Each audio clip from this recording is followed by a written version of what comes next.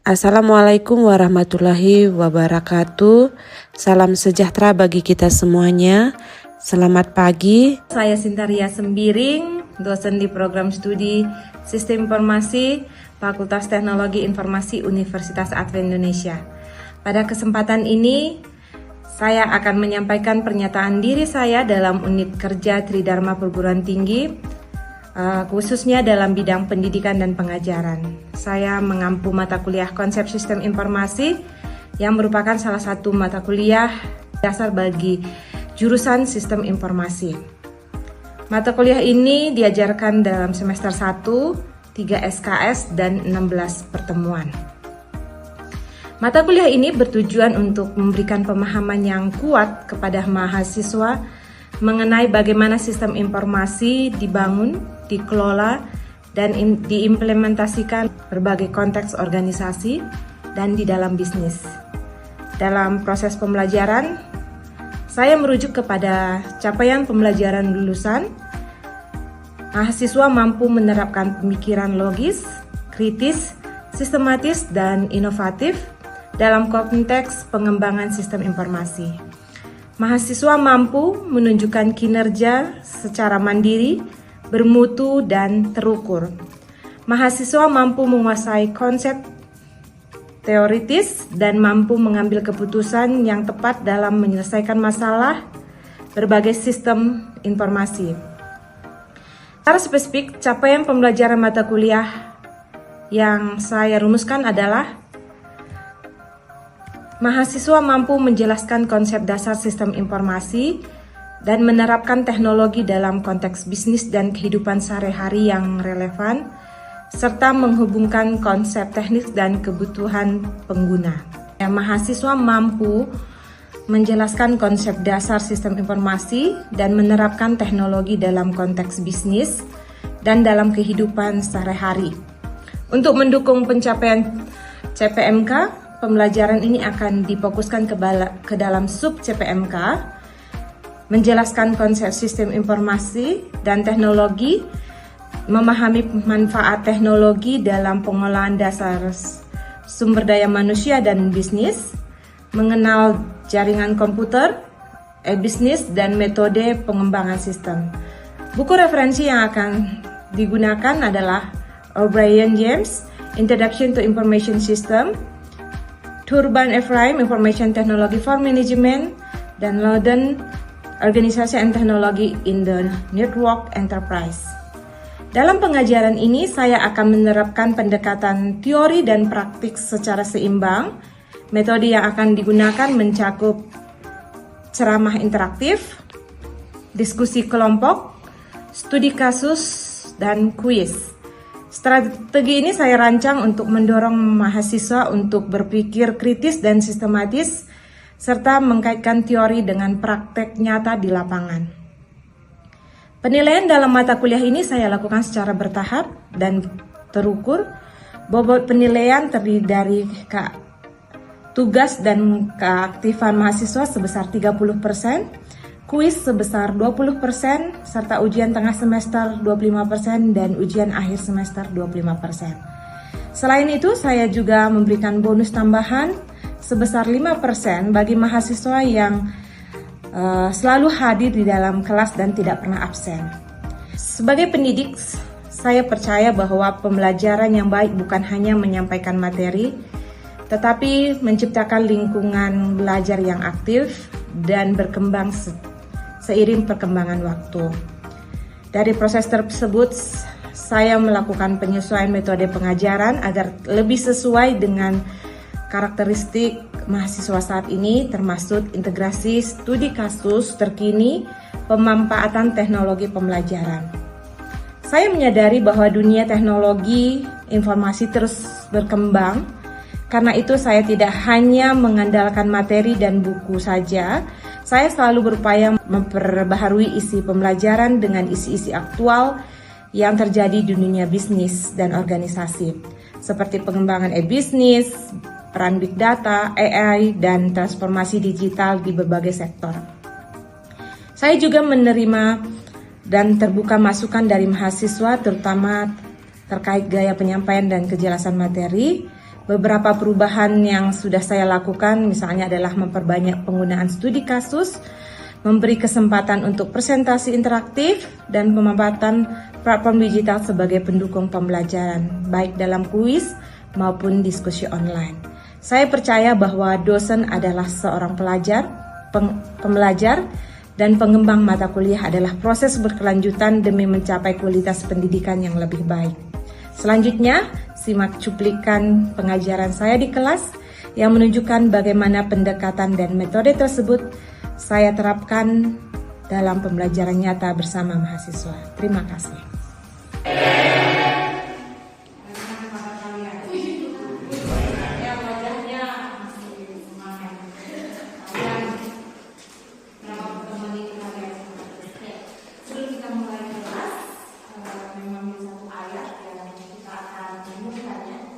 Dari 1 Korintus 10 ayat 31. Di sini menjelaskan, karena itu entah kamu makan dan minum atau apapun yang kamu lakukan, lakukanlah semuanya itu untuk memuliakan Allah. Jadi ayat ini mengingatkan kita bagaimana kita harus bersyukur. Ya, apapun yang kalian lakukan sekarang kalian mengikuti kelas ini harus kalian syukuri. Karena apapun yang kita makan, apapun yang kita minum, dia lakukan. Dan kalian menuntut ilmu di UNAI, pasti banyak pengalaman-pengalaman yang kalian dapatkan. Dia mengikuti. Oke, sebelum kita kelas, Kakak boleh berkata. Mari kita berdoa. Tolong Bapa yang ada di surga, terima kasih atas kabar-Kamu pada saat ini kami akan memulai pelajaran yang berkati kami dari awal perayaan kita sebagai jalan mengajar. Kami juga bersama akan mengajar, supaya Tuhan kami iman dan segala terima kasih Bapa di dalam nama Yesus syukur. Amin. Judul pada kali ini kita topik yang kita bahas untuk pertemuan ini, perangkat pengguna komputer dan pengenalan emosi. Pasti kalian sudah tahu mengenai perangkat keras ya. Perangkat keras dan perangkat lunak ini tidak bisa dipisahkan. Karena perangkat keras itu adalah bagian daripada komputer. Pada saat kalian mempunyai perangkat lunak yang sangat bagus, tapi perangkat keras yang kurang bagus, itu tidak akan berfungsi. Ya, mau kita flashback sedikit ya. Mempertanya nih Rio, perangkat keras apa saja yang kita gunakan untuk menginput? Untuk menginput apa? Memasukkan data? Monitor masuk apa? Ya, masuk output ya. Kalau monitor ya, proyektor ini adalah salah satu output yang kita ya. Jadi software yang kita gunakan ini adalah suatu perangkat yang berisi serangkaian instruksi ya, program prosedur pengendalian. Jadi kita bisa mengendalikan perangkat keras tadi kalau ada softwarenya. Makanya kalau di sini disebutkan hardware komputer akan hidup dan memiliki fungsi jika digunakan oleh software.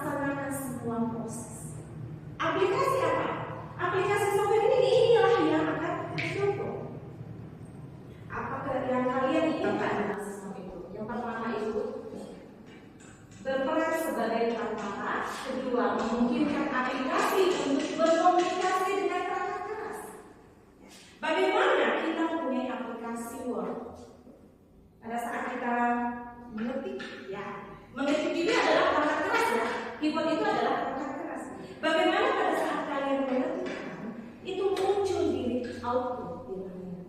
Berarti ada aplikasi, misalnya Word ya, aplikasi Word itu kalian ketikkan baru tampil di dalam monitor.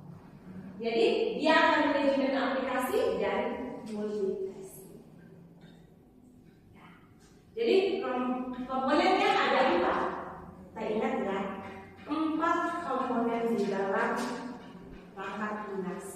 Yang pertama itu adalah sistem operasi tadi, itu yang tadi kita sudah sebutkan. Ada Android, ada iOS, ada Windows, dan yang paling biasa digunakan oleh anak programming apa nih? Ada yang tahu? Linux, ya. Linux merupakan sistem operasi yang pada umumnya digunakan oleh anak-anak pemrograman karena itu lebih ringan dibanding dengan Windows, ya. Apakah memungkinkan di dalam komputer 2 sistem operasi? Bagaimana? Apakah di dalam satu komputer bisa 2 sistem operasi? Oke, kalian menggunakan hardware iPhone, ya. Kalian bisa masukkan Windows juga? Kalian pengguna Windows bisa masukkan Linux? Bisa. Tapi memang tidak semua komputer yang mendukungnya. Ya, sebagian komputer yang tidak mendukung dia tidak bisa. Tetapi sebagian komputer itu dia akan bisa kita gunakan 2 sistem operasi. Yang kedua adalah program Linux. Ini program untuk membantu mengelola, membantu memelihara sistem. Jadi di sini biasanya kita gunakan itu sebagai polisinya komputer. Nah, untuk menjaga keamanan data kalian, untuk menjaga komputer kalian terserang dari virus, ya, itu kita gunakan program Linux. Jadi biasanya itu adalah antivirus, ya, program backup dan pemulihan data. Itulah contoh daripada program utilitas. Selanjutnya adalah program pengendali perangkat. Ya, ini biasanya kalau kita menghubungkan antara satu perangkat, misalnya handphone kalian dengan laptop. Handphone dengan laptop kalian kalau sekarang ya komputer sekarang ya Windows sekarang itu mendukung, kalian tidak perlu untuk menginstal secara langsung, tetapi pada saat kalian colokkan USB kalian dengan smartphone kalian, dia otomatis menginstalnya. Tetapi kalau dulu itu kita akan melihat, kita harus menginstal driver yang ada di smartphone pembantu, ya, untuk menghubungkan satu perangkat dengan perangkat lain.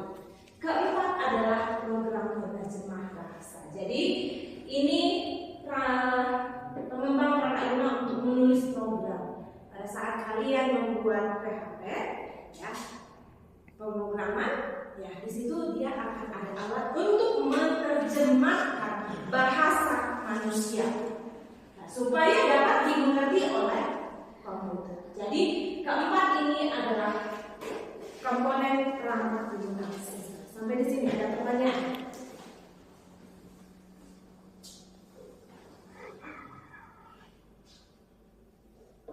Jadi mau tanya nih, kalau misalkan kita salah satu software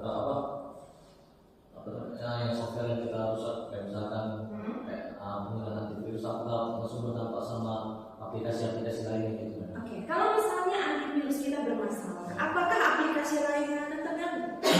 Jawabannya tidak. Dia tidak akan mempengaruhi. Yang masalah itu sistem operasi kami yang bermasalah. Kalau sistem operasinya yang bermasalah, semua aplikasi tadi tidak akan bisa digunakan. Tetapi kalau hanya satu aplikasi yang bermasalah, itu tidak akan mengganggu aplikasi yang lain.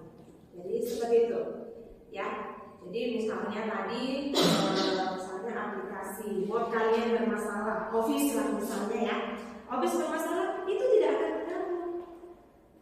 Misalnya ada aplikasi WhatsApp kalian di dalam, ya, aplikasi yang lainnya itu akan terganggu. Tapi yang hanya bermasalah, ya itu tadi. Tapi misalnya antivirus kalian bermasalah, memang tidak akan masalah. Tetapi misalnya ada virus yang masuk, tidak ada lagi yang akan mencegahnya. Seperti itu aja. Ya. Oke, ada lagi?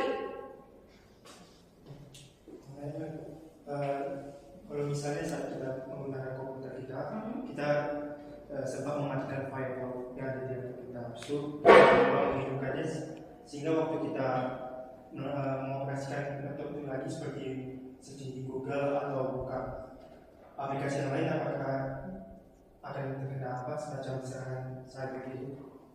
Pada saat kamu tidak sengaja untuk mematikannya, tidak. Untuk serangan cyber ini pada umumnya disebabkan apa? Kalian terhubung dengan internet. Pada saat mati komputer kamu tidak ada serangan internet kan? Jadi tidak akan bermasalah. Ya. Jadi pada saat kamu misalnya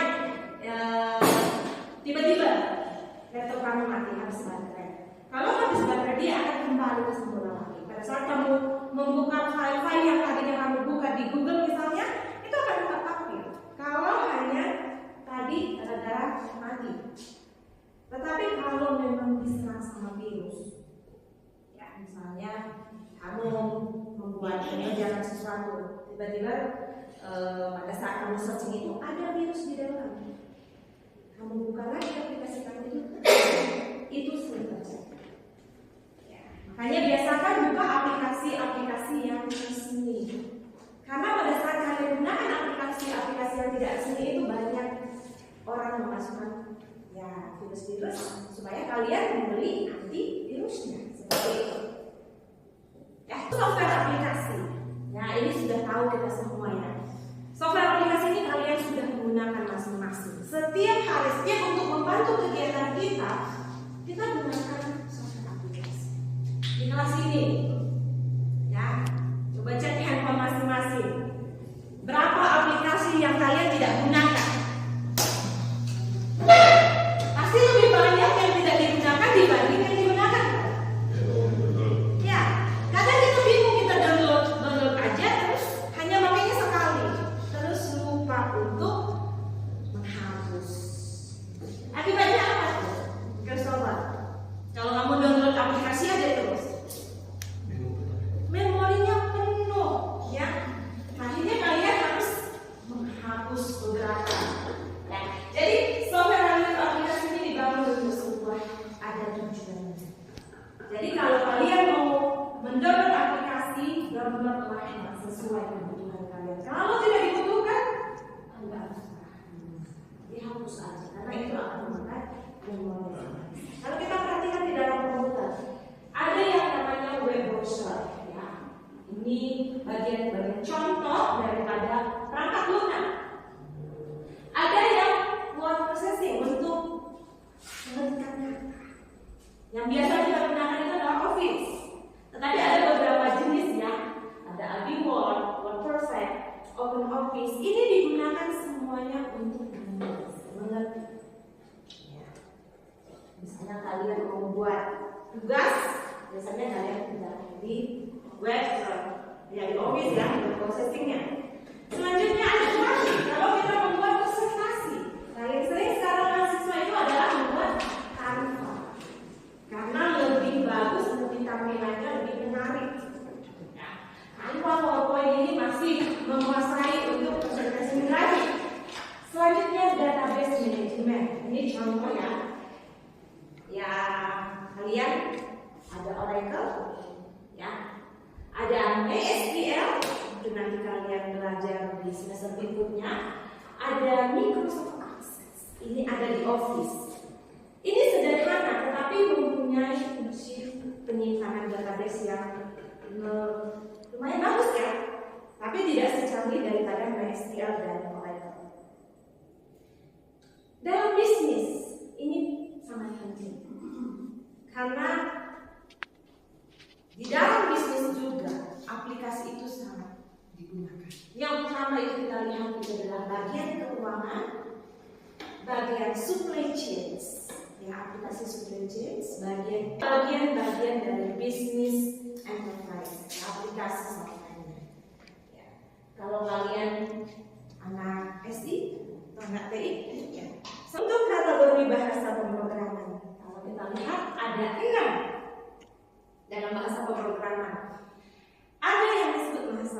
machine learning, machine language.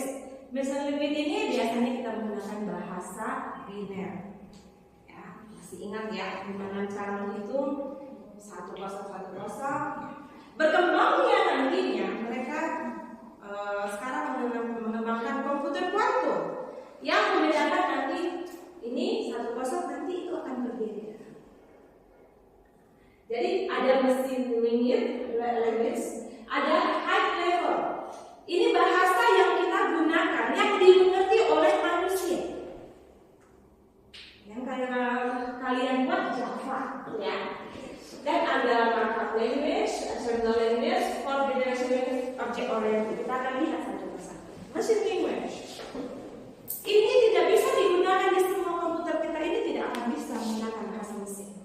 Ini komputernya khusus, ya. Tidak komputer-komputer kita tidak akan bisa. Di laptop kalian gunakan tidak akan bisa menggunakan bahasa mesin ini. Ya. Jadi dia hanya dijalankan pada mesin yang programnya dirancang untuk mesin tersebut. Jadi kalau kita membuat satu komputer, mereka akan buat nih machine language-nya. Ya, dia akan berikan. Yang kedua adalah high level language. Ya, ini biar kita lihat yang sederhana, bahasa Python. Ini sudah anak-anak sekarang sudah mulai menguasai ya. Dengan memasukkan hanya 4 baris ini. Bilangan 1, float itu adalah menerjemahkan bilangan jumlah. Jadi bilangan 1 itu kalau ubah itu akan masukkan bilangan pertama. Yang kedua bilangan 2 itu kita masukkan bilangan kedua. Itu bisa kita mengerti kan? Kalian mengerti apa yang dimasukkan. Sebelum program ini jalan kalian sudah tahu apa yang nanti akan dihasilkan. Sudah dapat gambaran. Ya. Jadi kalau dilihat di sini hasil bilangan 1 sama bilangan 2, print hasil penjumlahan dan hasil. Apa yang kalian dapatkan di sini? Christopher, mengerti nggak? Hasilnya apa nih? Misalnya 4 tambah 2. Apa yang akan ditampilkan di dalam layar kalian? Di hasilnya? Oke, pasti akan ada di sini yang tertulis di situ. Masukkan bilangan pertama. Ya. Di baris keduanya masukkan bilangan kedua. Kita masukkan misalnya 4 di bilangan pertama. Yang kedua kita masukkan 2. Nanti di terakhir di bawahnya ini akan print. Hasil penjumlahannya adalah sekian. Jadi di dalam bahasa high level ini bisa kita mengerti. Jadi makanya di sini disebutkan bahasa pemrograman kita ini menggunakan pernyataan atau instruksi yang lebih singkat dan lebih mudah dimengerti daripada bahasa mesin. Tadi di bahasa mesin kita hanya mengerti 1, 2, 1, 2. Bahkan Universitas Advent Indonesia juga kita harus panjang ya, harus 8 bit lagi, ubah lagi. Nah, tetapi kalau di dalam bahasa high level ini lebih dimengerti dan maksudnya. Yang kedua, yang ketiga adalah markup language. Ini bahasa tanda-tanda. Ini biasanya kalian gunakan untuk HTML, ya, membuat XML, web, ya, sejenisnya. Ini kita menggunakan markup language, bahasa penanda. Jadi ini jenis bahasa pemrograman yang digunakan untuk menambahkan struktur formatnya, ya, dan yang kita data.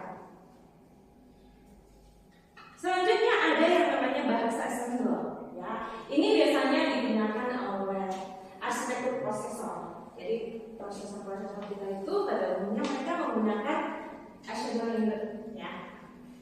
Nah, kalau untuk prosesor kalian, ya, apalagi sekarang dengan perkembangan ada Internet of Things, ya.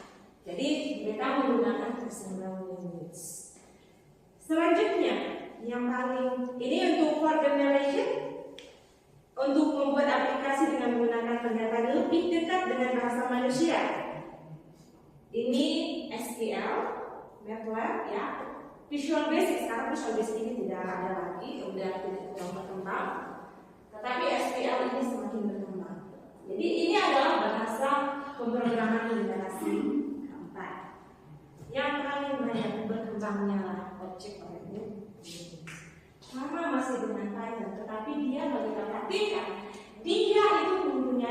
objek. Dia mempunyai data, dia mempunyai perilaku.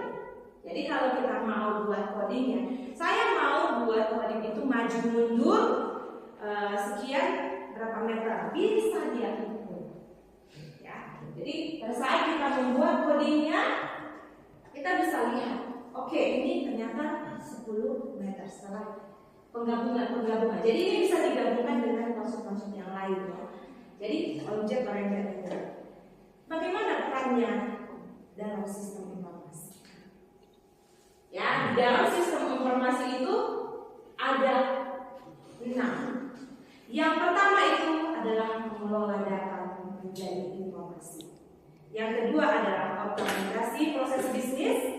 Yang ketiga adalah mendukung pengambilan keputusan. Keempat, integrasi komputer sistem informasi.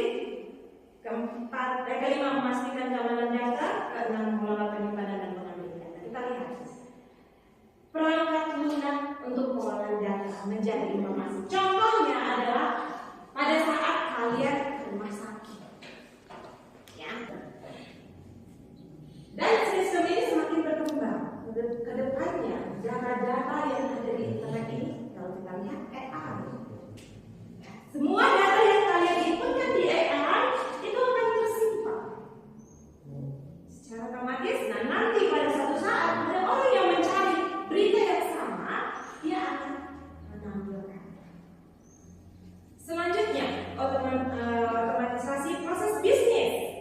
Ya, sekarang ada namanya ERP, ya seperti SAP, Odoo, ini semua untuk proses. Kalau kita lihat ERP yang sendiri, dia memiliki semua kegiatan dari transaksi, ya, finance, manufacturing. Jadi satu aplikasi itu dia bisa menangani semua permasalahan. Makanya kesimpulannya untuk materi kita hari ini, kalau tidak ada lagi ya, perangkat lunak adalah komponen penting yang memungkinkan perangkat keras untuk berinteraksi dengan pengguna. Yang kedua, klasifikasinya itu adalah sistem software, ya. Kedepannya juga di dalam perangkat lunak itu ada 2, ya, sistem software dan aplikasi software. Sistem operasi ini dia akan menyediakan angka muta pengguna, mengelola sumber daya, dan menjalankan aplikasi. Software aplikasi yang biasanya kita gunakan itu banyak jenisnya, ya. Apapun itu, ya, yang mempunyai fungsi yang bermanfaat bagi kita. Oke, sekian pembahasan kita untuk hari ini. Kita akan tutup. Tanya mau berapa?